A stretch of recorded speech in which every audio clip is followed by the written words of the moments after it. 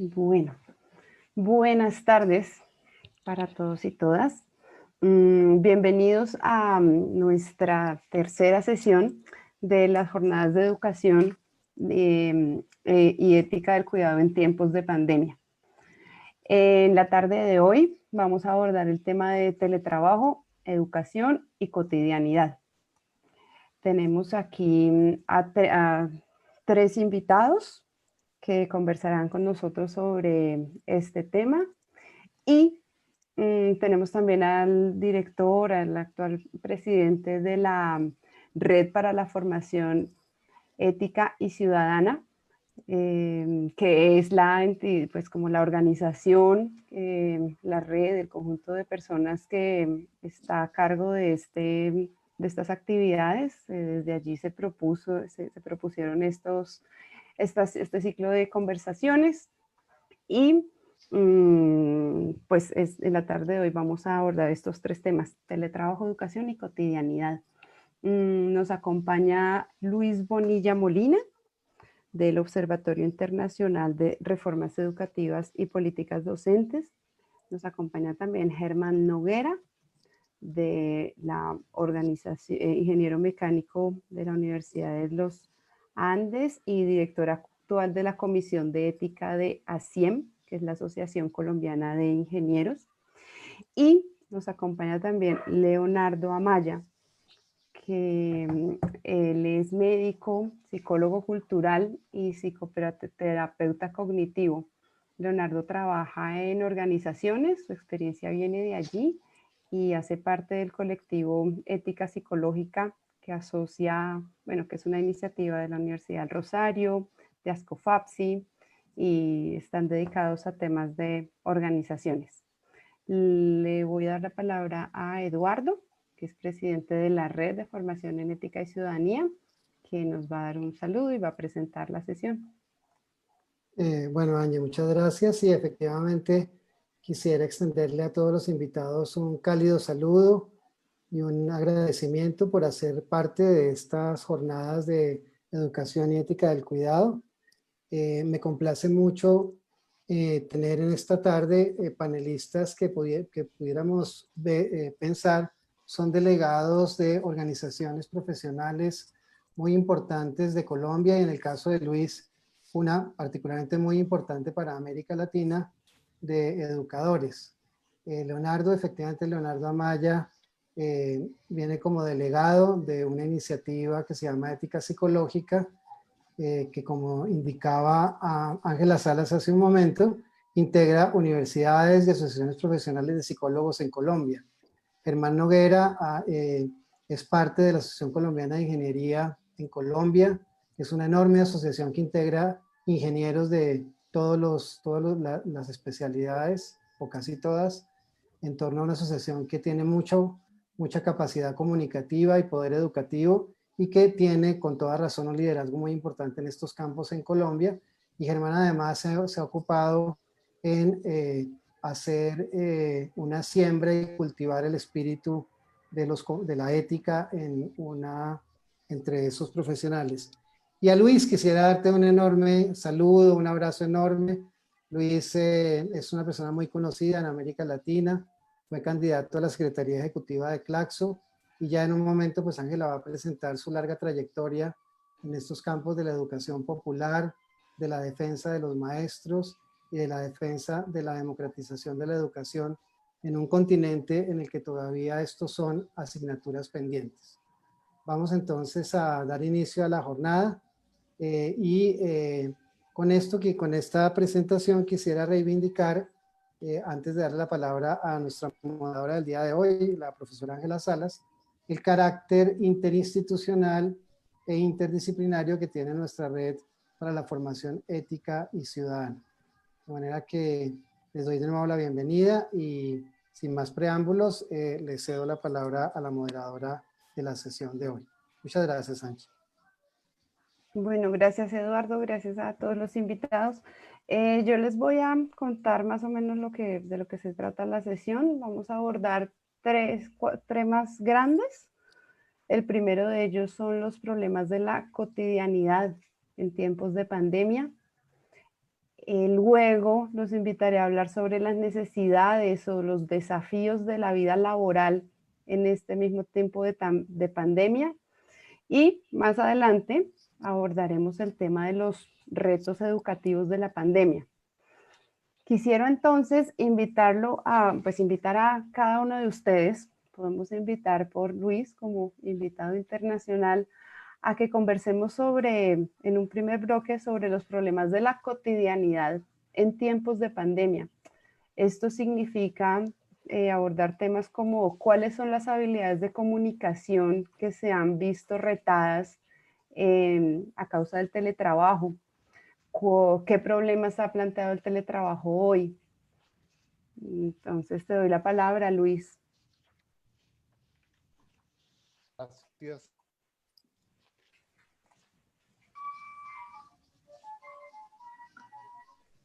Está sin audio.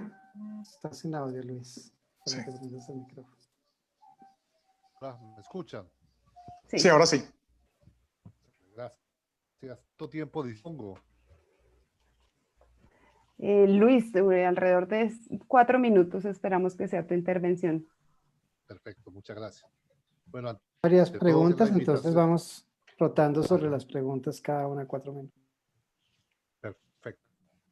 Bueno, agradecerte, Eduardo, a la Fundación por la oportunidad de compartir con este panel tan importante y poder dialogar en un momento en el cual el encuentro humano se está haciendo complejo, bien difícil.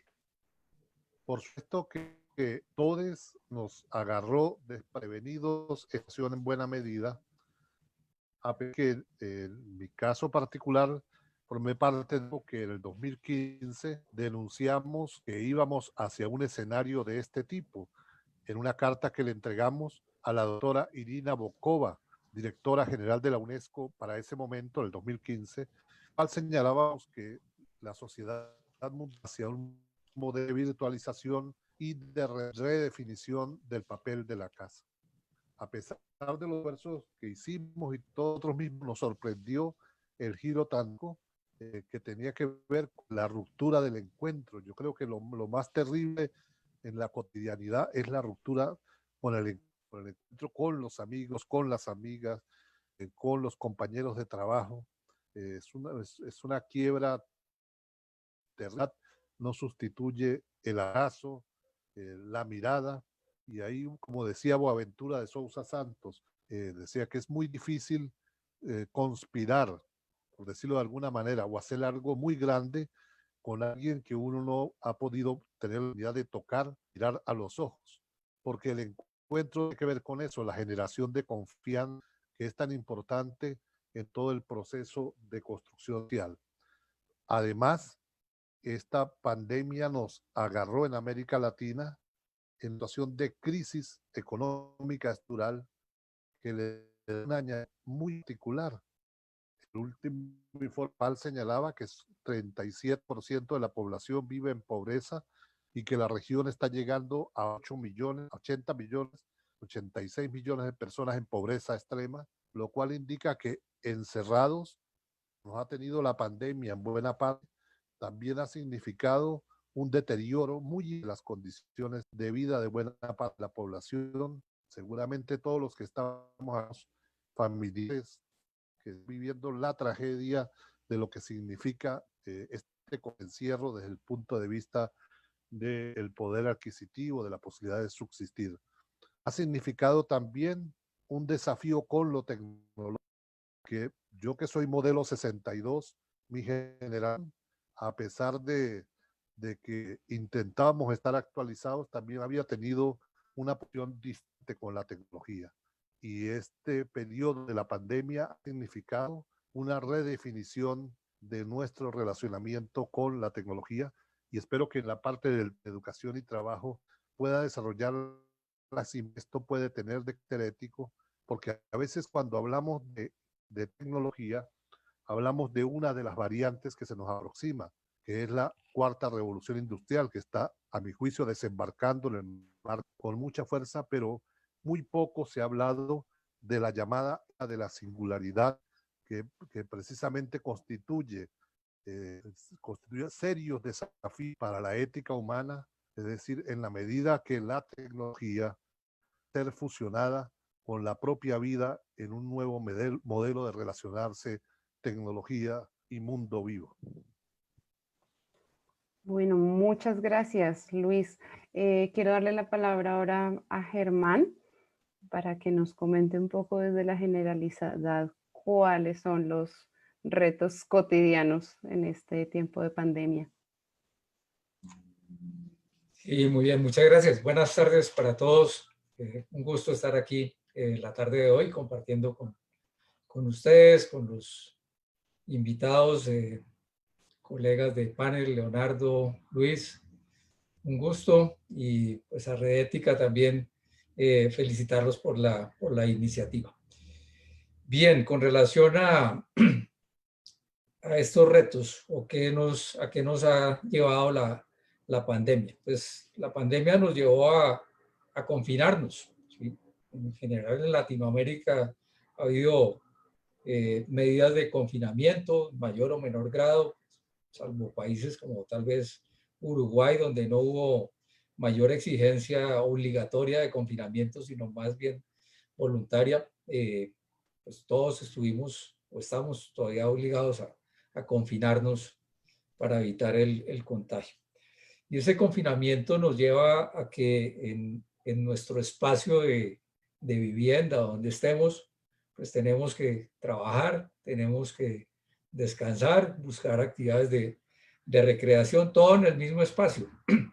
Si uno piensa cómo era un día antes, uno pues descansaba en la casa, se levantaba, se desplazaba hacia su sitio de trabajo, en otro ambiente trabajaba, de pronto salía a almorzar con compañeros del trabajo, cambiaba de ambiente, volvía al trabajo y terminaba su jornada de trabajo y tal vez iba a alguna reunión, de pronto iba a una comida, tomar algo con los amigos, un café con la familia, visitar a alguien y después retornaba a su casa a descansar, ¿sí? Todo eso se perdió por el confinamiento. Entonces todo ese tema que mencionaba muy bien Luis ahora de la forma de relacionarnos con los demás, tuvo una ruptura pues muy grande. Entonces creo que ese es el primer reto, ver cómo logramos esos espacios de interacción, de recreación o descanso o trabajo en el mismo sitio físico.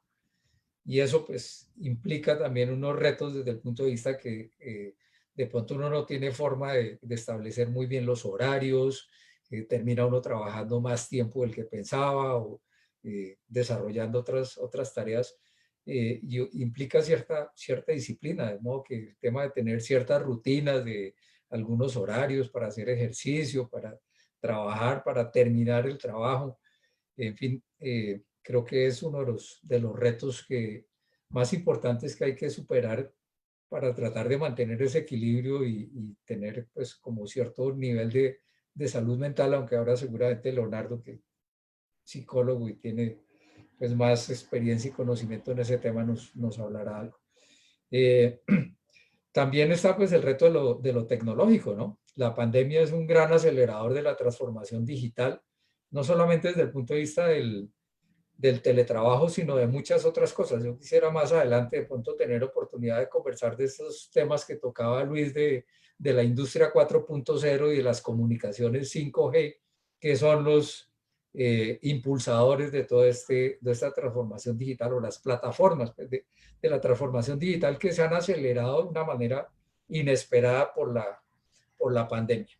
También quisiera en algún momento tocar el tema de la pobreza y de la desigualdad, porque si bien hoy estamos cada uno en su casa y tenemos el computador y los espacios pues para interactuar y dictar una clase o hacer alguna reunión, pues buena parte de la población no lo tiene, ¿sí? Si a uno le dicen tiene que confinarse y usted vive en unas condiciones de pobreza o de miseria, pues en un espacio donde apenas hay campo para dormir, en hacinamiento y demás, pues son unas circunstancias muy difíciles, ¿sí? Aquí, digamos, yo en este momento estoy en mi casa, aquí acondicioné un espacio de mi casa como un sitio de transmisión para las teleconferencias y demás, aquí trabajo, en fin, y tengo una especie de estudio, creo que Leonardo también ha hecho algún tipo de adecuaciones en su vivienda, y son los retos, ¿no? Yo en alguna ocasión también decía que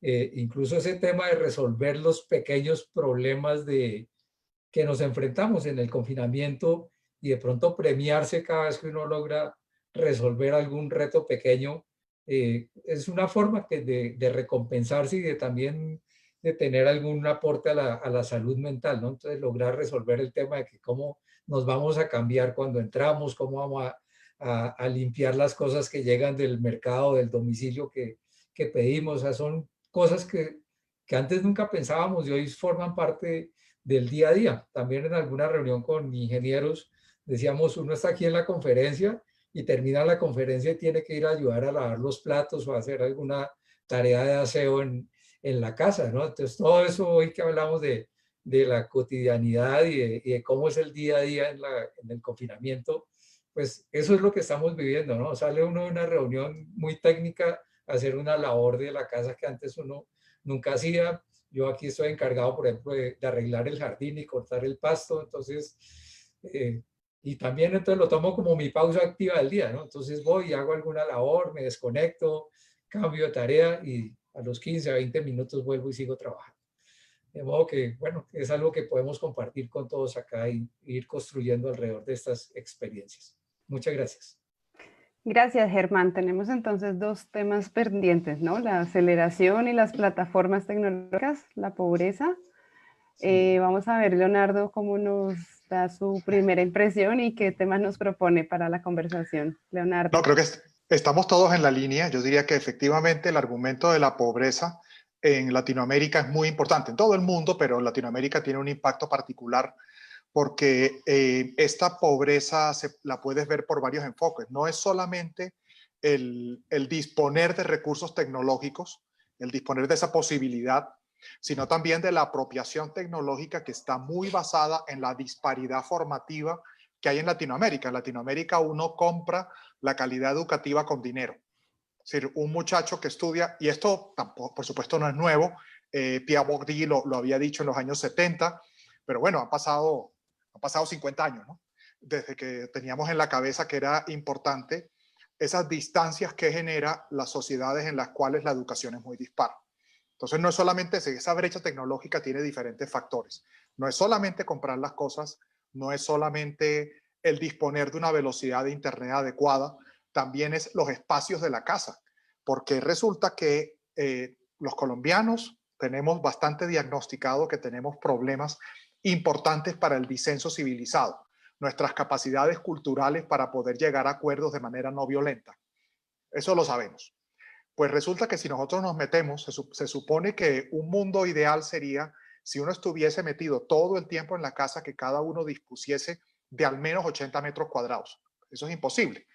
Entonces, claro, tú tienes a espacios no preparados, es decir, el niño que está conectado al mismo internet de la casa en la sala del comedor, en el comedor, el otro está en la sala, el otro está en el mesón de la cocina, si tiene mesón de la cocina, etcétera. Todos conectados al mismo internet, entonces eso aumenta la conflictividad. Luego los temas no resueltos de pareja. Una cosa que nos ha pasado a todos los terapeutas es el dispararse de los problemas de parejas que nosotros atendemos, porque lo que no estaba resuelto antes, ahora con convivencia 7/24 se hace mucho más difícil. También a radicalizar, es decir, esto lo que mayormente ha impactado son problemas no resueltos que nosotros aplazamos y que ahora en esta situación queremos aplazarlo. Uno de ellos es el balance vital. Muchas personas realmente no tienen una estructura de balance en su vida. Muchas veces porque no pueden, muchas veces porque no se les ha formado para eso, no tienen prácticas deportivas organizadas, no tienen la posibilidad deportiva también. Aquí siempre estamos hablando también con esa mirada de las diferentes posibilidades de ingreso y los diferentes modelos culturales. Pero todo esto hace crisis con la pandemia. También hay una cosa muy buena, y es que la gran habilidad humana es la capacidad para adaptarnos. Hay una frase clásica que la ha dicho todo el mundo, que es tempora mutantur, ret non mutamus in illis. El tiempo cambia y nosotros cambiamos en él. Siempre estamos cambiando y adaptándonos, pero no todos tenemos las mismas herramientas para adaptarnos de forma funcional. Siendo que Colombia, por toda nuestra historia, tiene una gran capacidad de adaptación, porque siempre estamos adaptándonos sin contar con el apoyo institucional organizado. Entonces, Colombia es un país de supervivencia, un poquito como el Líbano, ¿eh? En este sentido, un poquito somos como otros países, podríamos compararnos.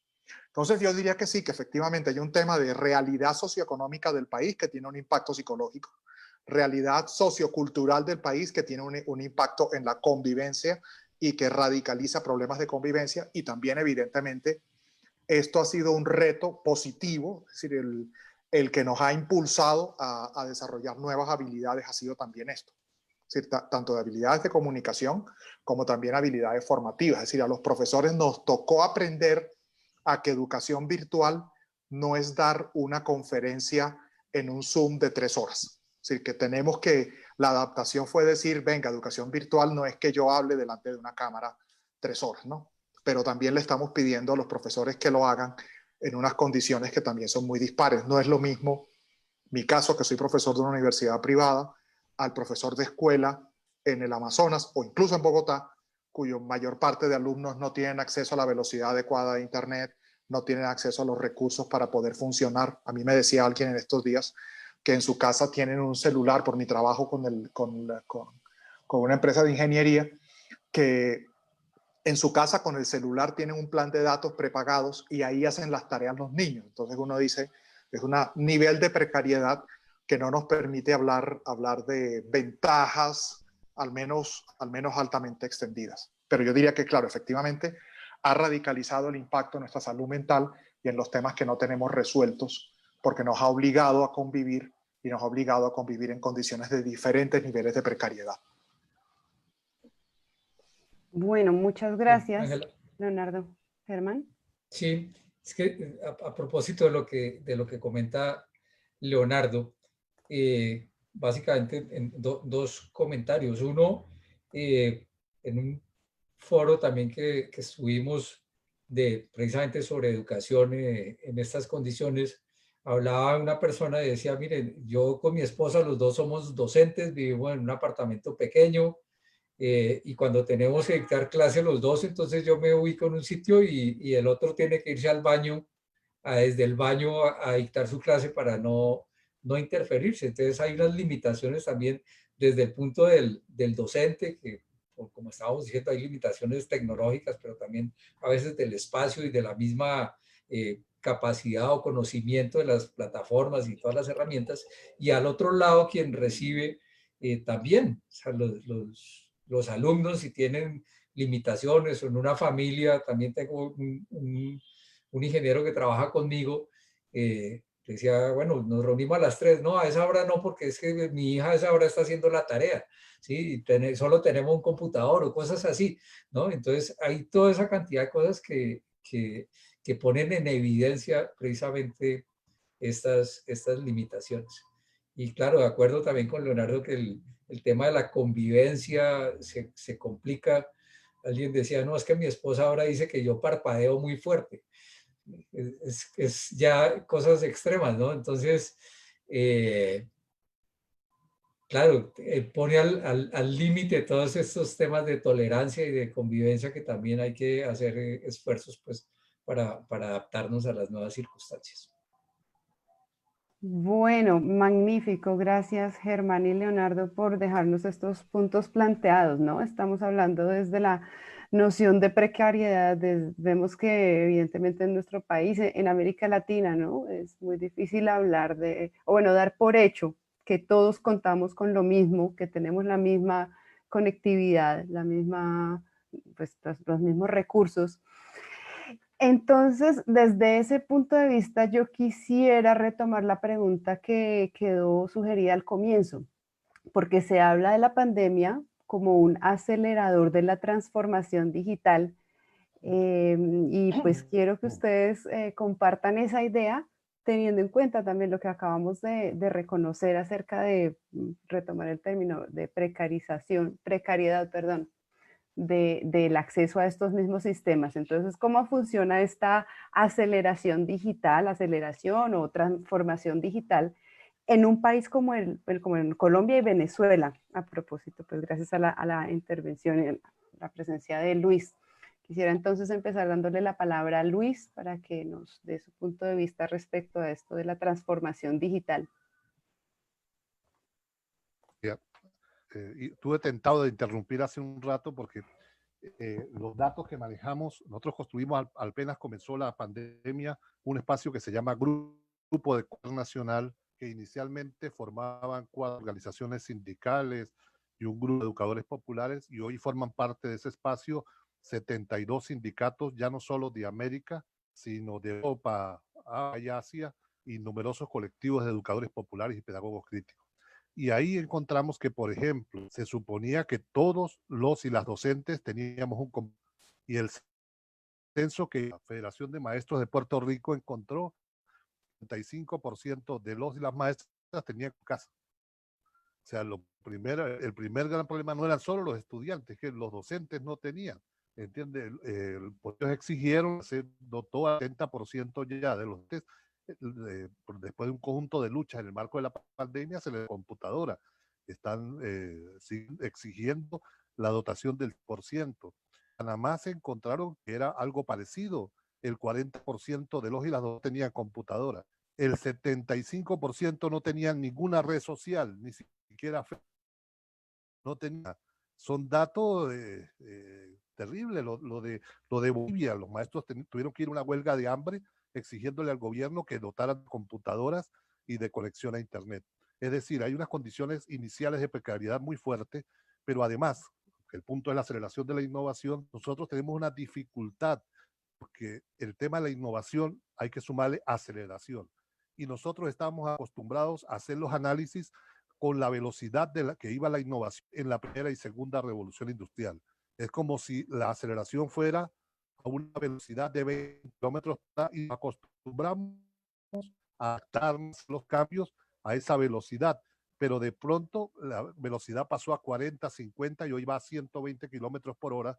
Rutinas institucionales, familiares cotidianas siguen funcionando un poco a 20 kilómetros por hora. Esa es una gran dificultad que tenemos y desde mi vista no es una cuestión ocasional ni de coyuntura con el COVID-19, sino que el COVID-19 aceleró algo que ya venía en marcha. Nosotros en el año 2017 publicamos un artículo que se denominaba Todo cabe en una casa, y nosotros ahí se que el producto de la aceleración de la innovación y la reestructuración del modo de producción a nivel global estaba generando un reordenamiento de la gobernabilidad del mundo. La casa jugaba un papel central, que íbamos hacia un modelo de educación en casa, de consumo, de relacionamiento en casa, de construir relaciones de pareja a partir de la interconectividad en casa.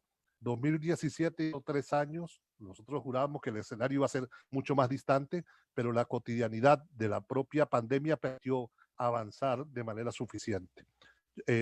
Nosotros tenemos un serio problema en el caso de educación y quizás en demás profesiones también, que es que la mayoría de educadores y educadoras creen que una vez que se descubra la vacuna y se aplique la vacuna, todo va a volver a ser como en febrero del 2020. Y cuesta entender que vamos a un escenario radicalmente distinto. En el caso de educación, por ejemplo, se logró instalar una disputa que no existía para febrero del 2020 entre educación presencial en la escuela versus educación virtual en casa, acompañada de un imaginario que no estaba instalado respecto a que la escuela está obsoleta, que la escuela es una especie de museo y que los y las docentes no estamos actualizados. Solo en 4 meses se logró posesionar una idea que no existía para febrero del 2020. Vamos a volver después de la pandemia, pero la escuela será totalmente distinta. Y con esto cierro. Pero es que además, los que estamos en la teoría crítica, siempre dijimos que no queríamos la escuela como funcionaba. Teníamos esa dificultad, pero ahora el capital que montó la escuela como está ahora comienza a decir con mucha fuerza que no quiere ese tipo de escuela. Y entonces se ocurre una paradoja que no había ocurrido históricamente en la escuela y la educación, que desde distintos sectores, tipos de las resistencias o del poder, se cuestiona a la escuela por su precaria relación, en unos casos con el movimiento social y otros con la tecnología, y esa tensión se va a agravar en la pospandemia. Bueno, gracias Luis. Le doy la palabra a Leonardo para que nos desarrolle un poco este tema de la educación y la aceleración, en qué sentido va, para también que después Germán nos Claro. Me agregue. parece apasionante. Es decir, estoy de acuerdo con que esto, en medio de estas advertencias que hicimos previas, esta es una ocasión y una obligación de acelerarnos. De hecho, ética psicológica, en lo que yo estoy, fue inicialmente la porción virtual de mi curso de ética en la Universidad del Rosario. Después, Colsi y Ascofapsi, obviamente lo potenciaron, se formó esta alianza entre las tres instituciones para hacerlo llegar a todas partes. Y yo me acuerdo una frase, le va a dar rabia que la mencione a ella porque a ella no le gusta figurar, que es Marta Restrepo, que fue la persona que dijo, yo quiero que la información en ética psicológica, que habitualmente, pues no es que haya muchos doctores en Colombia, y claro, y entonces digamos la universidad se quedaba con los doctores, y eso le llegaba escasamente a el psicólogo de Timbiquí, y ella decía, yo quiero que estas discusiones que están en Bogotá las pueda tener el profesor de Timbiquí en un teléfono muy básico. Y esa fue la iniciativa. Marta Restrepo, a mí me encanta decir quién hizo las cosas y quién tuvo la iniciativa porque me parece que es una cosa honesta. Marta Restrepo fue la que dijo, queremos que esto llegue a cualquier psicólogo en Colombia con el menor recurso y que estas discusiones que forman parte de las universidades de mayor nivel en Bogotá, yo soy orgullosamente profesor de Rosario y me siento muy orgulloso de estar allí, pero efectivamente estas discusiones quedaban siempre muy restringidas. Entonces teníamos esa posibilidad. Ojo, esto ya en Colombia se ha intentado con la tecnología del momento. Yo creo que hay que romper una lanza en honor del bachillerato por radio. Yo soy ya una persona mayor que se puede acordar de eso, que eso ocurrió hace miles de años, y el bachillerato por radio fue el uso de una tecnología para permitir que llegase a la casa de cualquier niño y que las discusiones de esos profesores, Colombia es un país que tiene fenómenos centro-periferia, uno en la medida que se va especializando va acabándose, va restringiéndose a un entorno muy chiquitito y el resto del país se queda sin la posibilidad de esas discusiones. Entonces, ese acelerador funcionó. Segundo acelerador que funcionó, bueno, en homenaje al bachillerato por radio, resulta que esa era la versión de podcast que estaba en esa época. Ahora pues uno puede tener de todo. Yo les estaba diciendo que yo me compré micrófonos profesionales y todo ahora para esto y grabo los podcasts y estoy de acuerdo, no podemos volver a la misma escuela, pero es que me estaba acordando cuando Luis lo comentaba, que hay no me acuerdo exactamente en qué lugar lo escribió Pierre Bourdieu, pero me acuerdo perfectamente de la frase en que él decía que uno de los retos de la escuela era dialogar con la cultura, que a veces uno en la universidad se quedaba con discusiones muy cerradas y uno decía, pero es que la cultura está allá, en las telenovelas, en lo que la gente consume, en la música del reggaetón. Eso no lo decía Bourdieu porque no le tocó sufrir el reggaetón, pero nosotros sí, allá estaba la cultura. Y entonces lo que él planteaba era, el profesor tendría que aprender a editar películas, porque en esa época lo que había era cintas. Y él lo que planteaba es que el profesor pudiese editar películas y trajese las películas al aula y la discusión en el aula fuera esa. Eso ahora es muy fácil. Mi curso de contexto, que es uno de los cursos que doy en el Rosario, ellos tienen acceso a todos los videos de la cultura. Los referentes que utilizamos son desde música de reggaetón hasta bailes orientales y lo que sea, y cuando llegamos a la discusión, llegamos en lo que sí hace falta el profesor, que es poner en diálogo esa cultura que ellos respiran y discutir en el aula con las herramientas que nosotros tenemos. Esa es una posibilidad tecnológica mucho más fácil.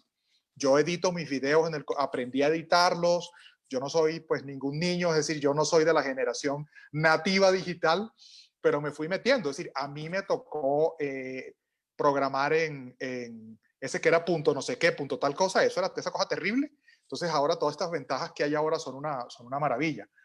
Y también son mucho más baratas, es decir, cada vez más los programas son mucho más baratos y muchos programas vienen preinstalados. Cuando yo utilicé Dragon hace miles de años para editar textos, eso tocaba comprarlo.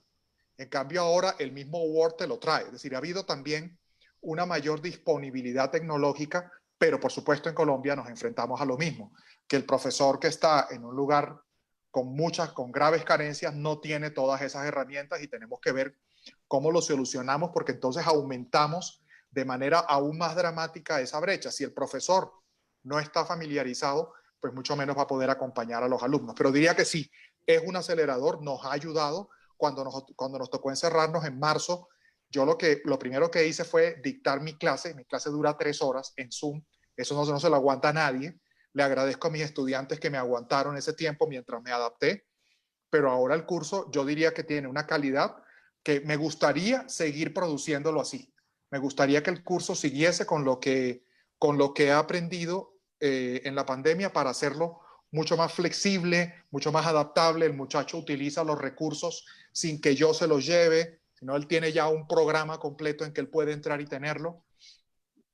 Y bueno, y quiero también decir una cosa, yo trabajo para el Sistema de Vigilancia y Control Ambiental del Aeropuerto El Dorado, interactúo con las comunidades, y una de las cosas que nosotros pensábamos que era imposible y era una tontería, era darle un curso de liderazgo a las juntas de acción comunal, y lo hicimos en podcast. Y para aquellos que tenían problemas para conectarse en directo, producíamos pequeños audios en MP3 de menor peso que ellos pudieran recibir. Es decir, la tecnología está cada vez más barata y cada vez más accesible, pero requiere una capacidad de adaptación y una aproximación realista al país y la sociedad en la que vivimos.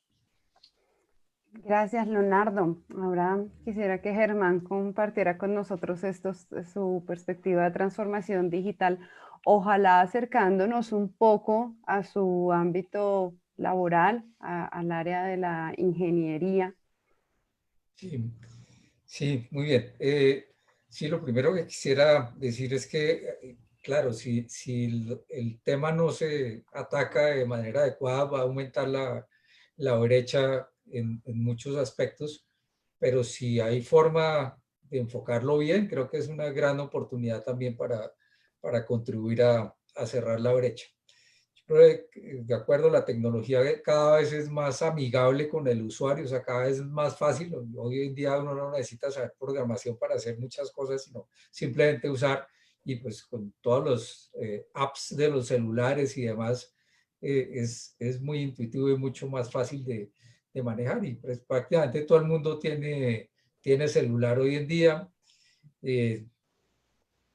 Así sea un plan mínimo de datos, pero las personas tienen datos o saben buscar dónde hay Wi-Fi para tener acceso gratis a Internet. De modo que creo que hay unas muy buenas oportunidades. También quisiera anotar que no necesariamente tenemos que recurrir a la tecnología de punta o a los últimos avances. Desde ASIEM, que es la Asociación de Ingenieros, pues tenemos diferentes comisiones de estudio. Una es la Comisión de Ética, de la cual yo soy el director, pero también tenemos unas comisiones técnicas de telecomunicaciones, energía, mantenimiento y gestión de activos, en fin. Desde la Comisión de Telecomunicaciones se ha enviado el mensaje al gobierno de que hay unas zonas del país que tienen unas limitaciones de acceso a Internet, digamos la banda que llega a municipios lejanos, en fin, es muy limitada, de modo que no alcanzan a tener cobertura, pero pues existen las herramientas, ahora que decía Leonardo del bachillerato por radio, la televisión educativa también podría ser un recurso para cubrir ciertas necesidades de la población que de pronto no tiene acceso a Internet o que todavía se va a demorar un tiempo en que el Internet tenga la calidad que se requiere. De modo que habría otros elementos que pudieran ayudar en este momento a resolver los temas. Por otro lado, creo que hay unas ventajas. El hecho de estar uno en Bogotá y poder hacer una conferencia, una clase para alguien que está en el Chocó o está en el Amazonas o en fin, en sitios difíciles, pues hoy en día tendríamos la tecnología, y el reto es tal vez para el docente que sea capaz de transmitir a esa persona que está en ese entorno distinto, pues el mensaje que quiere llevarle, ¿no? No le va a poner los ejemplos de que en un restaurante en Bogotá XX, ¿sí? Sino pues algo pues más parecido a lo que está viviendo ahí en el Chocó o en el Pacífico, pero pues solamente el tener la posibilidad de acceder a una persona de pronto con mejor formación o con mejor capacidad, eso ya es una ganancia. Poder acceder a la biblioteca de la Universidad del Rosario, de la Universidad de los Andes o de cualquier universidad, es una ventaja también que resuelve también parte de esos elementos que contribuyen a la brecha. Bien, quisiera ahora hablar un poco más de eso de la industria 4.0 y de las comunicaciones 5G, que son como los cimientos de todo esto. Cuando hablamos de industria 4.0, desde luego que es algo que nos está apoyando el teletrabajo, pero es mucho más amplio. Y creo que como sociedad debemos estar conscientes de todo lo que implica esto. Porque industria 4.0 tiene que ver, por ejemplo, con inteligencia artificial, tiene que ver con robótica, tiene que ver con domótica, que es la automatización de las casas, de las viviendas, tiene que ver con Big Data, todo ese tema de minería de datos y capacidad de procesar mucha información, tiene que ver con el Internet de las cosas. El Internet de las cosas es como todos esos dispositivos que se pueden instalar en algún elemento y que son capaces de leer algún parámetro y tomar decisiones sobre algo que hacer. Entonces, eso tiene aplicaciones, por ejemplo, en la industria, una máquina que va contando las horas o las vibraciones o la temperatura que alcanza en la operación, o el mismo carro, el mismo vehículo que avise que lleva tantos kilómetros, entonces, de recorrido y sin intervención humana, es capaz de, por ejemplo, agendar la cita en el taller para que el carro vaya a la revisión de las 20.000 kilómetros o los 30.000 kilómetros, o la máquina que detecta que está subiendo la temperatura de operación, dé un aviso para que haya una intervención de mantenimiento. Pero también tiene que ver con, no sé, la nevera inteligente que detecta que se está acabando determinado producto y hace una orden al supermercado para que llegue el domicilio con ese producto. Entonces tienen unas aplicaciones inmensas el Internet de las cosas. Está el Internet de las personas. El Internet de las personas tiene que ver con ya no medir qué le está pasando a la máquina o al vehículo o a la nevera, sino qué le está pasando a usted. Usted podría tener un chip que le está midiendo la temperatura, las pulsaciones, o sea, mucha información y que de pronto detecta, oiga, usted tiene síntomas de algo y lo remite al médico, o si es grave de una vez, lo pide una cita y lo manda a urgencias, en fin. Ese es el Internet de las personas, que pues entra en otro terreno que tiene que ver como con ese tema de la privacidad y otros aspectos que en otros foros hemos tenido oportunidad de discutir, pero desde el punto de vista de la tecnología es que le mide parámetros y que es capaz de tomar decisiones. El comercio electrónico. O sea, hoy en día, quienes estamos confinados, pues, ¿cómo compramos? Hacemos pedidos a domicilio a través de una aplicación, una plataforma, en fin. Eso ha tenido también un impulso muy grande. La hiperconectividad, o sea, que todo esté conectado con todo.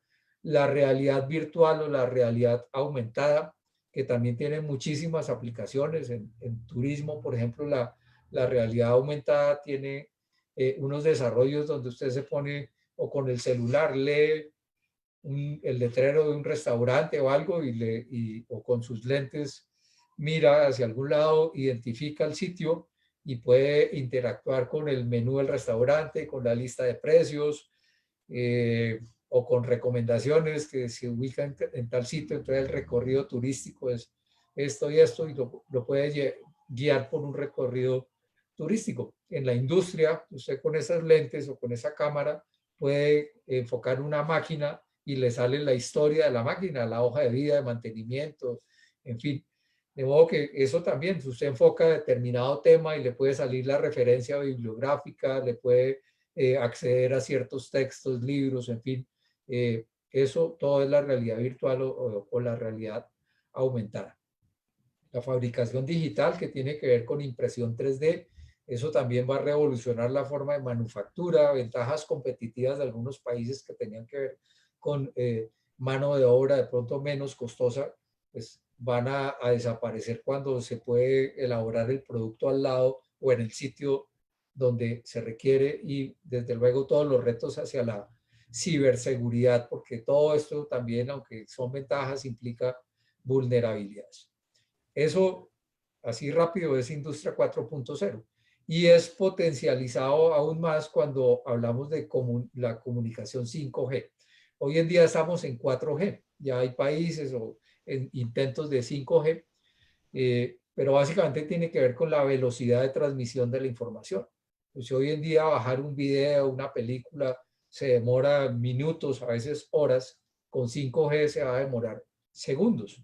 Y eso, pues, desde el punto de vista de recreación, tiene unas ventajas. Usted va a poder ver en tiempo real la película que quiere, va a ser mucho más activo en la interacción, pero desde el punto de vista, por ejemplo, de la educación, el poder tener acceso a videos y ahora que Leonardo decía que toca hacer la versión menos pesada para que sea más fácil y no sé qué, pues ya con el 5G no va a haber esas limitaciones. Entonces va a haber una capacidad también de recursos que bien aprovechada pues generará también beneficios.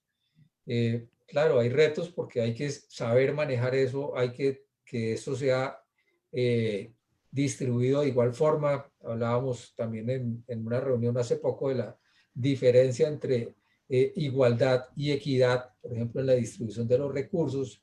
Igualdad podría entenderse como darle lo mismo a todos y equidad como darle más al que más necesita y menos al que menos necesita y al que no necesita, pues no darle nada, ¿no? Entonces, el acceso a Internet, el acceso a todos estos recursos, pues tendrá que tener una distribución que sea de equidad para que quien más limitaciones tenga, pues sea el que más reciba de esas posibilidades.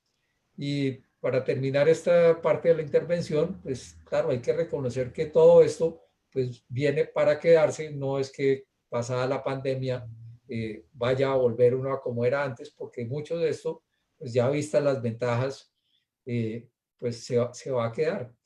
Y muchas cosas de estas no son malas, sino que traen también algunos beneficios. O sea, imagínense el ahorro de transporte, de consumo de combustibles fósiles y demás, y el beneficio que tiene desde el punto de vista ambiental, el que ya uno se ahorre el viaje a otra ciudad para una reunión de ir y volver el mismo día. Simplemente se conecta a la hora de la reunión, interactúa, optimiza su tiempo porque ya no tiene tiempos de desplazamiento y demás.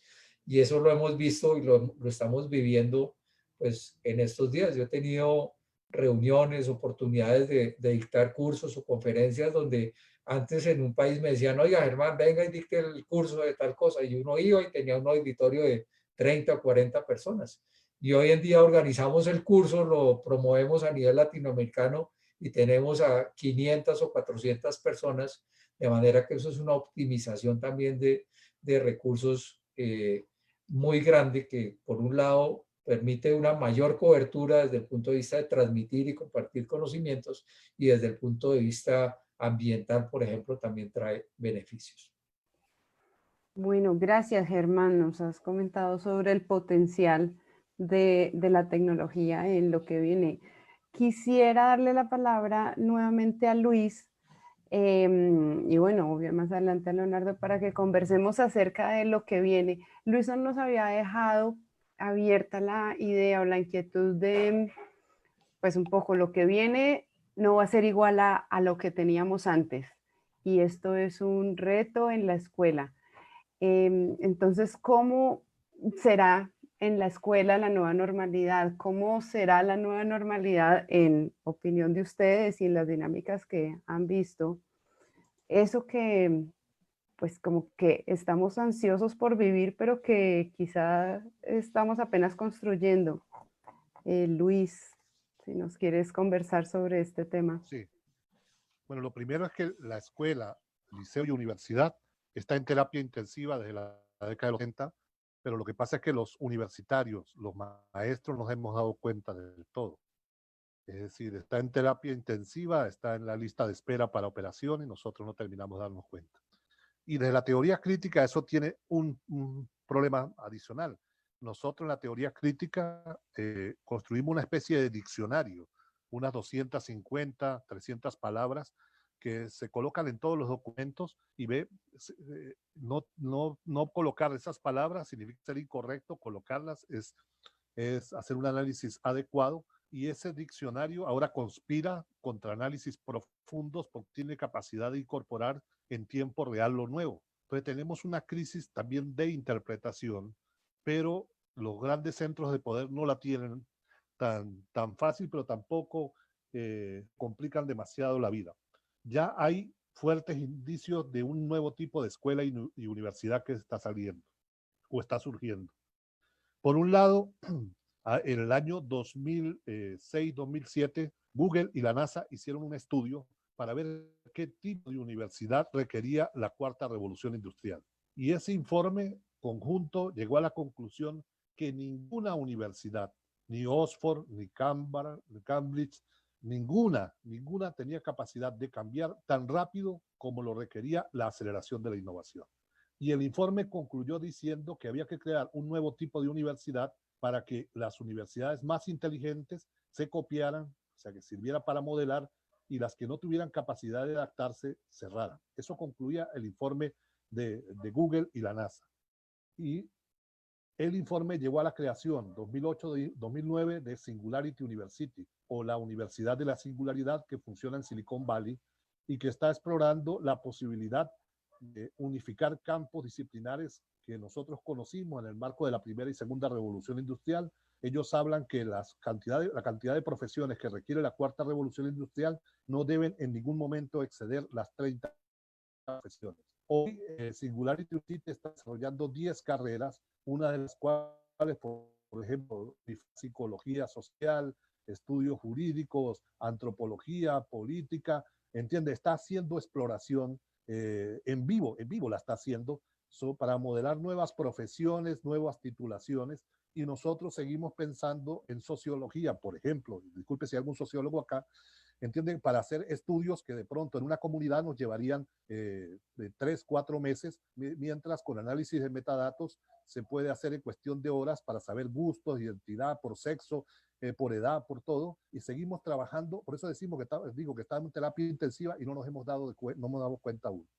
Entonces hay un nuevo modelo de universidad que se está desarrollando, pero además Silicon Valley, si bien tiene solo una sección de exploración en el valle de Silicon, Singularity, en el Valle de Silicon, tiene hoy 72 posgrados en 72 países para enseñarle a la élite gobernante de 72 países cuáles son las características del cambio que va a imponer la tecnología en todos los órdenes. O sea, hay un esfuerzo del sector de la élite del capital por educar para el nuevo cambio, pero de manera limitada. ¿Por qué digo limitada? El señor Klaus Schwab, del Foro Mundial de Davos, quien acaba de presentar un libro hace un mes, COVID-19, el gran reseteo, lo presentó en el Foro Económico Mundial, es autor de un libro también de hace 3 años, 2016, Cuarta Revolución Industrial, y es uno de los teóricos del giro de la Cuarta Revolución Industrial, y él señala que aproximadamente la Cuarta Revolución Industrial va a dejar a más de la mitad fuera. A uno le puede parecer una exageración. ¿Cómo? Si estamos llegando a 8.000 millones de personas, me están hablando de un mundo con 4.000, 5.000 millones. ¡Qué exageración! Bueno, pero resulta que hace 200 años se desarrolló la electricidad y hoy hay 1.300 millones de personas que no tienen acceso a la electricidad y el mundo marcha y el mundo sigue, a pesar de que una séptima parte prácticamente del planeta está en condiciones radicalmente distintas a nosotros. Bueno, hay un cambio en curso de manera muy importante y que en educación tiene una expresión muy fuerte. Nosotros nos acostumbramos a el currículo, por ejemplo, y te voy a hacerlo breve por el tiempo, el currículo como un ordenador de la actividad educativa. El sistema nos convirtió a los y las docentes en administradores curriculares. O sea, no podemos pensar en una labor educativa sin el currículo. Si nos dicen, vamos a bajar un seminario sobre eso, ¿dónde está el programa? Páseme el currículo, el programa para poder saber con qué trabajo. A eso me refiero cuando hablo de programación curricular. Bueno, el señor director actual del IESAL, del Instituto Superior para América Latina y el Caribe de la UNESCO, Francesc Pedroch, señalaba el año pasado en una conferencia en España, y él viene de trabajar 20 años en la Dirección Mundial de Educación de la UNESCO, con un enorme vínculo con los organismos internacionales, y planteaba que el mayor obstáculo para hacer un cambio de la escuela es el currículo preestablecido, la programación preestablecida, y que había que ir a un modelo de escuela sin currículo establecido, y eso causa una crisis cognitiva en cualquier maestro, cualquier profe, porque le dicen, usted va a enseñar psicología y educación. Ay, ¿dónde está el programa? ¿Dónde están los libros? Vaya al aula actualícese en tiempo real, tenga capacidad de vincularse a los centros de investigación en tiempo real, y un semestre es distinto al semestre que viene, un año es distinto al año que viene. O sea, ya están ideando el tipo de escuela, pero nosotros preferimos agachar la cabeza, enterrarla en la tierra, porque el cambio es tan radical que no nos entendemos como docentes, sino como administradores de currículo. Y eso comienza además, esa es una variante de una nueva escuela, de una nueva universidad que pareciera prefigurarse, pero también hay un protagonismo exacerbado del desarrollo científico, especialmente de la inteligencia artificial en los procesos educativos. A finales del año pasado se realizó en China la Conferencia Mundial de Inteligencia Artificial y Educación. Y si los miembros de los gobiernos que asistieron a la Conferencia Mundial de Inteligencia Artificial vieron cómo el gobierno chino los llevó a 2 de las universidades modelo que están integrando inteligencia artificial, análisis de datos, reconocimiento biométrico facial, y por ejemplo no hay lista ninguna. El estudiante entra y automáticamente con reconocimiento biométrico hay un informe que dice: Luis Bonilla entró a la universidad a las 8:10, pero al salón entró a las 9:15. Pero además el profesor recibe al final de la clase un informe donde dice, por ejemplo, Germán estuvo 50% hablando con Leonardo. Germán después tuvo 20% mirando el celular, durmió 10% y solo atendió clase 20%. En tiempo real, al terminar la clase, con reconocimiento biométrico facial e inteligencia artificial, le imprime el estado de la concentración y seguimiento que hizo en clase, y para después tomar una decisión. Si Germán, Luis o Leonardo durante un tiempo prolongado no atienden la clase lo suficiente, no tienen por qué estar en la universidad, hay que sacarlos de la universidad. El propio Pedro Francesc, director del IESAL, que es un hombre que puede estar más vinculado a los órganos económicos internacionales, señalaba, incluso en un video que yo le pedí, lo podría compartir acá en algún momento, señalaba que había que hacer una unión en América Latina por las implicaciones éticas de un tipo de uso de la vigilancia tecnológica en el aula universitaria, porque todos sabemos que a la universidad fuimos no solo a recibir conocimiento, aprendizaje, fuimos a aprender muchas más cosas, pero la tecnología también tiene una deriva autoritaria que tiene que ver mucho más con China, con la lógica asiática, que si hay transferencia mecánica hacia otras sociedades va a producir niveles mayores de exclusión. Y finalmente, sobre un punto que me parece muy, muy, muy importante, que es para qué, cómo debe ser el tipo de docente del siglo XXI, y precisamente lo que señalaba Leonardo, hoy a los docentes nos formaron para ser los poseedores, pero cuando trabajamos en el aula, y no debe darnos pena decirlo, vemos que siempre hay uno o varios muchachos o muchachas que saben de un tema mucho más que nosotros. Y eso nos avergonzaba. Hoy debe llenarnos de felicidad, pero debe también conducirnos a cambiar el estilo de ser profesor, que hoy no es el experto, sino aquel que sabe diálogo, que sabe de lo que está trabajándose en el aula, pero que sabe poner en diálogo todos los conocimientos que llegan al aula en medio de la sociedad de la información, y que sabe darle orientación a ese conocimiento. Pero lo terrible es que eso que estamos planteando como transformación radical de la sociedad pareciera que es para una élite, para un sector de la población, en un modelo que apunta a una profunda exclusión, que es la gran preocupación. Lo vemos señalando desde hace ya varios años, y la pandemia del COVID-19 lo ha mostrado de manera cruda. En Ecuador, la Unión Nacional de Educadores señalaba que el 70%, 3.250.000 estudiantes, quedaron fuera del modelo de educación virtual. El 70%. Es decir, los números que podemos pasar una tarde diciendo los números de cada uno de los países, y todos son datos dramáticos. El propio SENA de Colombia informaba que de los 800 y tantos estudiantes que tenía, 850.000, en solo un mes había perdido 520.000 por falta de acceso a internet y falta de acceso a computadora. O sea, los datos son dramáticos, y ha llevado incluso a hacer estrategias equivocadas. En mi país, en Venezuela, y con esto sí cierro, nosotros hicimos un programa ambicioso de entrega de computadores, de las llamadas canaimitas, pero hicimos una estrategia tan despistada que se la dábamos a los estudiantes para que se la llevaran a la casa, y no se la dimos a los docentes. Entonces, una estrategia pedagógica que no fortalece las capacidades del docente, sino la del estudiante, tiende, por supuesto, a fracasar. Hoy uno va a Cúcuta, en Colombia, y consigue muchas de esas computadoras en venta en el mercado negro, ¿entiende? Porque terminaron en desuso, que el esfuerzo no tuvo como eje central a los y las docentes, sino en una lógica muy extraña, como que el docente era millonario y el estudiante era pobre, entonces se le dio a los estudiantes y no a los y las docentes, y eso nos lleva a esa experiencia, que por el tiempo no se puede extender, a pensar mucho más vinculado al desarrollo global de la ciencia y la tecnología y la aceleración del conocimiento, cualquier actividad político-educativa que tengamos que desarrollar.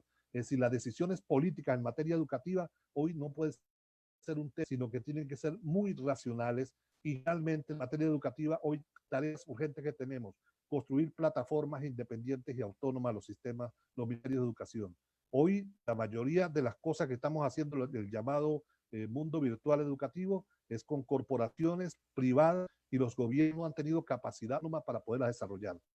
En la mayoría de casos, nubes digitales con contenidos educativos suficientemente fuertes de los gobiernos para acumular y distribuir conocimientos. Y tercero, lo que entendemos como virtualidad se parece más a la televisión educativa y no al modelo virtual que implica frases, como un poco en la lógica de la educación popular, que eran palabras generadoras, frases que con hipervínculos que lleven a conocimiento cada vez más ampliado y de curiosidad del estudiante, mensajes breves, acompañados de imágenes, acompañados de sonido. Es decir, el modelo de educación virtual es algo muy distinto, algo como lo que señalaba Leonardo cuando empezamos a dar clase, y creemos que porque estamos frente a la pantalla de Zoom estamos haciendo educación virtual, y esa discusión tenemos que darla en profundidad en las escuelas, liceos y universidades, porque hay un atasco teórico al respecto. Gracias, Luis. Pues naturalmente le doy la palabra a Leonardo. Listo, no, temas muy interesantes. Voy a concretar tres. Estoy absolutamente de acuerdo con Luis con el tema del currículo. Ojo, el problema no es solo para los profesores, también para los alumnos. Una de mis clases, que se llama Problemas psicológicos en contexto, en teoría lo que tomamos allí son elementos que están ocurriendo en ese momento en el mundo y cambian. Entonces mi clase no tenía programa, tenía un programa muy esquelético, porque decía, bueno, depende de lo que vaya a ocurrir en el semestre.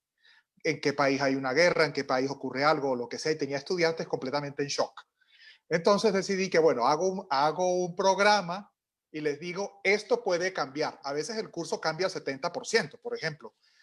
Teníamos previsto que uno de los elementos a ver era un conflicto en específico, pero con la conversión de Hagia Sofía en mezquita y la explosión en Beirut, cambié el conflicto. Es decir, no vamos a hablar de las razones psicológicas del conflicto en Lejano Oriente, sino las razones psicológicas del conflicto en Cercano Oriente y el impacto de las religiones y lo que sea. Entonces, imagínate si yo, cuando uno hace un programa y uno dice, vamos a ver esto, y le dices, no, pues sabes que me voy a mover al otro lado del mundo. Es decir, cambiar ese formato de que deme el programa y el programa rígido como una piedra, mi curso contexto cambia sin ningún problema, lo puedo decir, cada semestre. Cada semestre ocurre algo nuevo y lo incorporo. Tiene una estructura básica, pero se supone que lo que yo quiero proponerles es herramientas para interpretar la realidad. Y si resulta que la realidad la metí en una nevera y la convertí en una roca y se las doy siempre, pues no estoy cumpliendo la meta. Entonces estoy de acuerdo que liberarse del currículo solo requiere un trabajo cultural complicadísimo también para los estudiantes. Segundo tema, cuando hablaba Germán sobre la revolución 5G, y yo estoy de acuerdo que estamos esperando eso. Y a veces uno piensa, bueno, pero es que ¿cómo va a llegar eso a las comunidades más pobres? Yo diría, sí, pues yo estoy trabajando también. Yo tengo una hoja de vida un poco curiosa porque trabajo en cosas muy variadas. Yo trabajo para una compañía de ingeniería que se llama K2 Ingeniería, y esa compañía se encarga del sistema de vigilancia y control ambiental del aeropuerto El Dorado. Y nosotros tenemos 27 estaciones de monitoreo de ruido inteligente aeronáutico que están conectadas por el momento con lo que tenemos de 4G, pero está el sistema listo para que arranque 5G. Y es la forma como podemos hacer un impacto positivo en el ruido aeronáutico en las comunidades. Nuestra tarea es vigilar en tiempo real el impacto de las medidas de mitigación de ruido para las comunidades. Las comunidades no tienen 5G, pero van a tener una ventaja del 5G inmediatamente ocurra, porque nos va a ahorrar muchos tiempos de procesamiento de datos, de transmisión de información, etcétera. Y la compañía diseñó una especie de poste que estamos en espera del 5G, que es un poste de multisensores ambientales que será de una inmensa riqueza para los lugares en que estemos. Entonces, el 5G, aunque inicialmente ocurrirá como en toda Latinoamérica, que primero alcanza una cierta un cierto estrato de la población con mayores recursos, sí que su impacto puede tener un impacto muy positivo en las comunidades. Y el tema adaptativo, aquí Germán y yo conocemos los esfuerzos que hace, Manuel Dávila y la Universidad Minuto de Dios, que tienen unas aplicaciones para los tenderos de barrio que corren en celulares que no son inteligentes. Los tenderos de barrio son una parte esencial de la economía barrial en Colombia y son los pequeños emprendedores barriales. Y ellos necesitaban una tecnificación importante para poder llevar la contabilidad, para poder hacer una cantidad tenía una barrera cultural, pero también una barrera tecnológica. Y el grupo de Manuel Dávila diseñó una aplicación que corre en celulares que no son celulares inteligentes.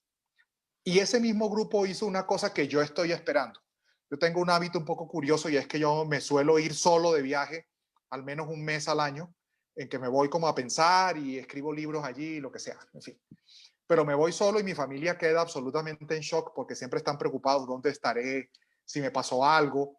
El año pasado estaba en Turquía cuando ocurrió esta guerra en Anatolia. Entonces, cuando llegué al hotel, tenía 30 llamadas perdidas. Y yo decía, bueno, pues esto no se requiere que sea una persona que está perdida en el otro lado del mundo. Esto le pasa a los adultos mayores con problemas cognitivos en el barrio. Y el grupo de Manuel Dávila está desarrollando una aplicación que se coloca en un chip dentro del zapato y entonces permite tener ubicados a los adultos mayores con disfunción cognitiva. Imagínense la tranquilidad para cualquier familia que uno sabe, mi papá está por aquí. Entonces, digamos que, y eso va a ser muy facilitado por la tecnología 5.G, es decir, los avances tecnológicos acaban llegando, obviamente adaptándolos a las condiciones de cualquier país, las condiciones realistas, pero acaban llegando a donde uno quiere que lleguen, que es que tengan algún impacto social también en aquellos donde la apropiación tecnológica va a llegar más lento. Y digo la última cosa, uno de los factores de aceleración que me ha gustado más, que lo veo por mi trabajo con el aeropuerto, es que muchos adultos mayores que rodean el aeropuerto por las necesidades de los nietos, porque ellos son cuidadores de los nietos y que tienen que ir a clase, se han visto forzados a acelerar su apropiación tecnológica y nosotros pensábamos que muchos de ellos no tenían podcast y resulta que sí. De hecho, nos sugirieron dónde subir el podcast y luego nos pidieron que por favor subiéramos el curso de liderazgo a video porque ellos ya tienen canal de YouTube. Entonces, incluso una situación como esta, pero requiere obviamente también que hagamos una tarea tecnológica.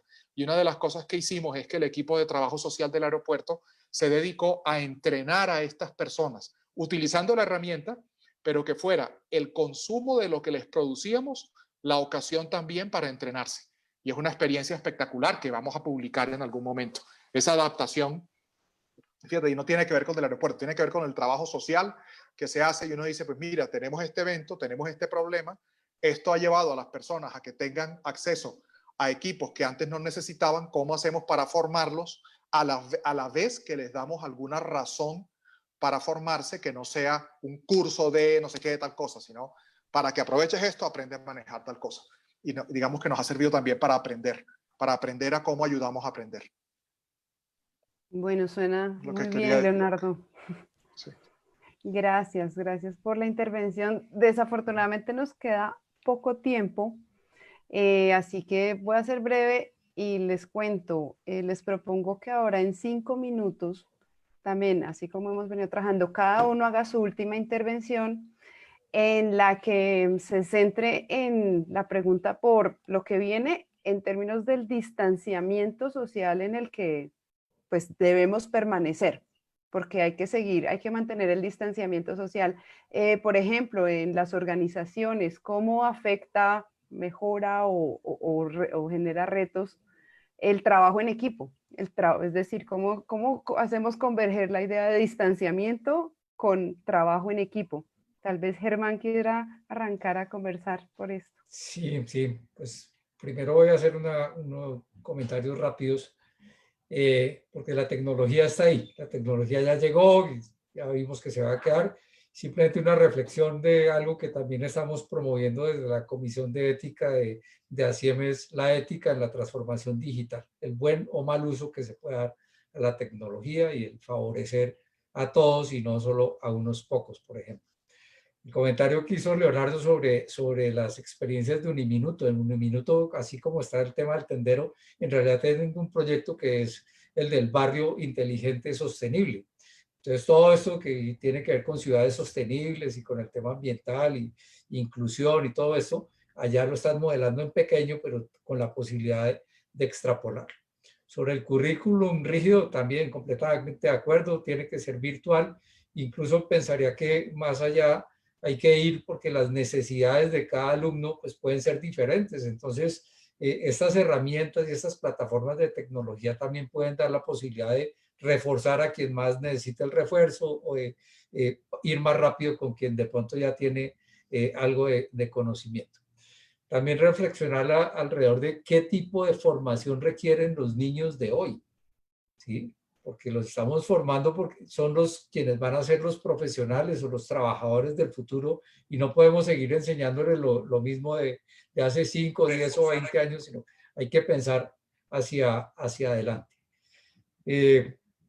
Alguna estadística del libro de Andrés Oppenheimer dice que el 47% de los trabajos de hoy van a volverse obsoletos. Entonces, ¿por qué seguir enseñando lo mismo hoy en día? ¿Sí? Y el otro tema es que las universidades han identificado también esa gran amenaza de que llegue un monopolio, el Amazon de las universidades, y que sea capaz de hacer una oferta a nivel global. Y entonces, pues mucho de lo que tenemos hoy en día, pues desaparecería o va a cambiar. Sobre este tema de los retos que implica ya desde el punto de vista de la interacción a las personas, es una pregunta que también yo me he hecho, y es, bueno, estamos aprendiendo aquí a trabajar en virtual, en hacer este tipo de reuniones. Yo pues casi todos los días tengo reuniones con mi equipo de trabajo en la oficina, con los clientes, en fin, pero todo eso que vemos con algunas ventajas, yo creo que también tiene unas desventajas y tienen que ver precisamente con algo que se mencionaba al inicio, y es la necesidad de ese contacto físico real con las otras personas. ¿Sí? Ya más que un tema técnico, es más un tema ya más humano, pero yo creo que hace falta. Si hace falta ese contacto para, digamos, un trabajo en equipo, pues seguramente uno logra transmitir, revisar, en fin, organizar el equipo en reuniones virtuales, pero a veces el estar al lado del otro es importante. Muchos temas que decimos en el trabajo diario, que uno salía de su oficina, iba a la oficina del otro y le preguntaba 2 cosas y ya volvía y seguía uno porque resolvió la duda. Hoy en día tiene o que manda el mensaje en WhatsApp o el correo o hasta que se hace la reunión, y si el otro no responde ahí mismo, entonces pues quedado de pronto bloqueado el tema por unos minutos o horas o días hasta que a uno le responde. Entonces creo que también, si bien hay ventajas, puede haber unas desventajas desde el punto de vista de rendimiento. Rendimiento por esta de pronto imposibilidad de interactuar con facilidad, pero también creo que desde el punto de vista psicológico, y ahí también pensaría que Leonardo nos puede ayudar, pues el estar uno aislado y sin el contacto y sin salir y todo eso, creo que también afecta el rendimiento, el estado de ánimo y muchas cosas que tienen que ver pues ya con la parte de cómo nos sentimos desarrollando las tareas. De modo que, pues como el tiempo es corto, creo que hasta ahí y doy espacio a las intervenciones de los demás. Gracias, Germán. Pues le voy a dar la palabra a Leonardo, ya que mencionas el tema y el llamado a lo de salud mental. Listo, perfecto. Yo diría 3 cosas muy rápido porque para que cierre Luis, que tengo mucha curiosidad en escuchar sus conclusiones finales. Primero, nosotros nos hemos estado adaptando toda la vida. Me estaba acordando que Tucídides, en la historia de las guerras del Peloponeso, le dedicó solo un párrafo a la peste de Atenas.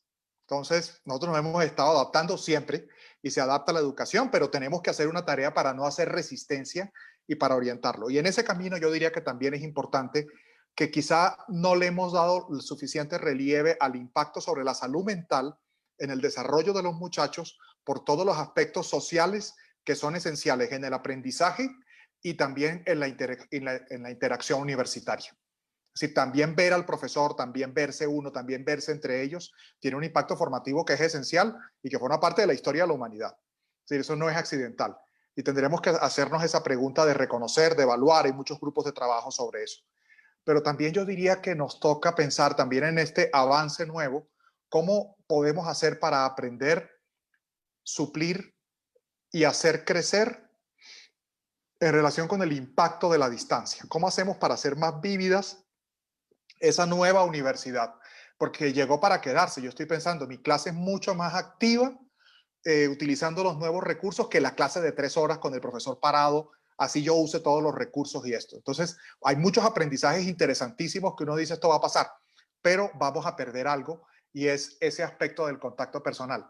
Y una cosa final, descubrimos que la educación presencial es premium, porque nosotros estábamos siempre hablando de la importancia de la educación virtual y todo esto, y la mayor parte de las quejas de los estudiantes fue, oye, pero es que yo pagué por una cosa distinta. Creo que hay un reconocimiento de ese contacto directo y de esa adaptación directa del profesor, que es una riqueza y se perdió con la pandemia. Tenemos que ver cómo también esos aspectos humanos vinculados a salud mental los incorporemos al crecimiento, pero también nos adaptemos para lo que hemos aprendido forzadamente en esta aceleración provocada por el virus. Ya, ahí para... Gracias, Leonardo. Y bueno, para cerrar, le agradezco la participación a Luis, a aceptar la invitación y le doy la palabra para que comparta con nosotros sus conclusiones, por favor. Y bueno, yo creo que hay que debatir mucho el impacto de lo que está pasando. Un ejemplo de ello, cada día hay más gente que donde, porque no he mirado rápidamente el celular. Hay una especie de ansiedad porque mandé un mensaje y respóndame rápido, ¿entiende? Y antes era ocasional, ahora es muy continuo. Me envían un mensaje y si no lo miro a los 5 minutos me están replicando, te envío un mensaje y no lo has visto. Tiene que ver con relaciones psicológicas alrededor del propio artefacto. Es como si estuviéramos todos conectados en tiempo real al celular. O hay gente que cree que están. Finalmente yo soy profesor universitario, pero fui maestro de primaria 18 años, 8 años maestro de primer. Y en una oportunidad un niño me preguntó, profe, ¿cuál es la diferencia entre una persona loca y una persona sana? Y yo le di la respuesta, pero tenía la sensación de que no le había dado la respuesta lo suficientemente clara para el niño. Y me fui donde un psiquiatra amigo. Todos los docentes tenemos que tener un psiquiatra amigo. Y bueno, ese psiquiatra le pregunté yo, dime cómo le puse yo a un niño o una niña de primer grado rapidito la diferencia entre un loco y una persona sana. Y me decía, el loco está fuera del plan y el sano está dentro del problema. Eso a mí me sirvió mucho. Yo no sé, Leonardo, que es psicólogo, si es una definición correcta, pero a mí me fue muy útil y me ha sido, ¿entiende? Ubicarse dentro del problema es el primer símbolo de sanidad mental para poder trabajar. Y en medio de este cambio, yo, disculpe que lo personal, parte de pedagogía crítica, y creo que nosotros tenemos un serio para comprender el impacto de la aceleración de la innovación educativa. Y por eso mi experiencia particular, que quizás es bueno para compartirla, nos hemos dedicado estos 4 meses a crear un espacio que le llamamos Grupo de Contacto Internacional, como lo dije al comienzo, y que hoy fue creciendo y creciendo y todos los días hay un nuevo gremio, hay una nueva red de educación popular que se suma, ahí se sumó el Foro Mundial de Educación del Foro Social Mundial, y es un espacio de diálogo, yo creo que para poder discutir todas estas cosas en la perspectiva desde adentro y no desde afuera, es decir, cómo muy bien nuestras tranquilidades para poder enfrentar cómo nos desafiamos para poder, esta lógica, esta virtualidad o esta fiebre de los Zoom nos ha servido incluso para lanzar una convocatoria a un Congreso Mundial de Educación el 27 y 27 de septiembre para discutir el problema en el cual estamos metidos, producto de todo el cambio, de la aceleración de la innovación y cómo trabajar ese cambio, pero también trabajar en la defensa de los derechos de los trabajadores de la educación, pero movilizando nuestras tranquilidades, a movernos para poder comprender la dimensión del cambio. Y con esto yo creo que la gran conclusión, al menos de lo que escuché hoy a Germán, a Leonardo, es que estamos ante una inédita y tenemos que a desafiar nuestras certezas. Tenemos que atrever a movernos desde nuestros lugares de confort porque al final la preocupación central de los que decidimos, en mi caso, trabajar en la educación, son los niños, las niñas, los jóvenes, son nuestra preocupación central. Es un tema de nosotros, sin lo que hacemos con ellos, y eso nos debe una enorme responsabilidad de saber cuál es el desafío educativo en la actual coyuntura, y estoy convencido que contamos con un magisterio en América Latina al menos que vibra a los estudiantes, y el vínculo entre estudiantes es quizás el factor más importante para producir el cambio radical que se requiere en educación, para producir también una sociedad de mayor justicia e igualdad. Gracias. Bueno, pues muchas gracias, Luis. Desafortunadamente el tiempo es muy corto, pero la conversación estuvo muy interesante. Les agradezco a Leonardo Maya, a Germán Noguera, a Luis Bonilla y a Eduardo por haber participado en este espacio, por haber aceptado esta invitación.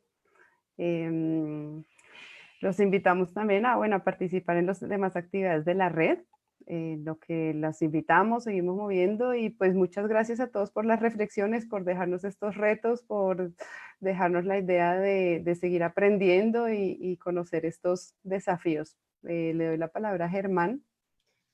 Sí, muchas gracias, Ángela. No, yo quería simplemente expresar mi agradecimiento a la Red de Formación Ética y Ciudadana por la invitación. Creo que ha sido una reunión muy interesante. Tuve también oportunidad de aprender mucho escuchando a Leonardo y a Luis. Creo que es enriquecedor, y creo que estos espacios deberían seguir propiciándolos, porque creo que son muy útiles para la sociedad y para aportar a estos temas.